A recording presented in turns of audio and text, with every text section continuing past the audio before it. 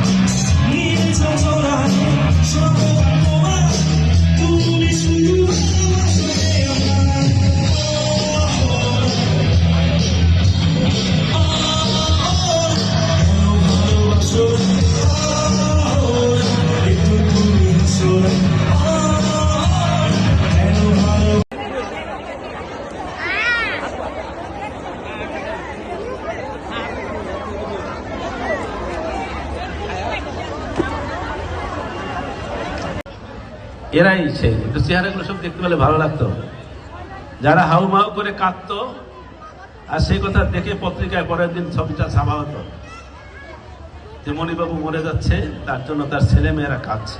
এটা অত্যন্ত গৌরবোজ্জ্বল একটি ইতিহাস রয়েছে এই স্কুলে। তো এই স্কুলের আজকে এরকম একটি গুরুত্বপূর্ণ অনুষ্ঠানে প্রধান অতিথি হয়ে আসতে পেরেছি, সেটার জন্য আমি মহান আল্লাহ তাআলাকে প্রতি কৃতজ্ঞতা পোষণ করছি। উপস্থিত সকলে যারা আছেন আমি বিশ্বাস করি বেশিরভাগই বা অনেকেই ভোটার হয়েছেন বা অনেকে ভোটার হন নাই। তো যেহেতু সামনের 12ই ফেব্রুয়ারি বাংলাদেশের জাতীয় নির্বাচন অনুষ্ঠিত হতে যাচ্ছে, তাই নির্বাচন, দেশ, রাষ্ট্র, নগর, আমাদের সমস্যা, আন্দোলন, গণ অভ্যুত্থান নিয়ে একটু কথা না বললেই নয়। আপনারা জানেন যে গণ অভ্যুত্থানের অন্যতম মুখ বিগত জুলাই অভ্যুত্থানের একজন অগ্রণী সৈনিক, কয়েকদিন আগে তিনিও একটি ঢাকার আসনে সম্ভাব্য প্রার্থী হতে চেয়েছিলেন। তাকে নির্মমভাবে নামাজের পরে তিনি সাধারণভাবে রিক্সা দিয়ে বাসায় যাচ্ছিলেন, তার মাথায় গুলি করে দেওয়া হলো। এখন ওই ঘটনাটি দেখার পরে যে কেউ প্রার্থী অথবা যারা নাগরিকরা রয়েছেন, আপনারা মনে করতে পারেন আমিও তো অনেক সময়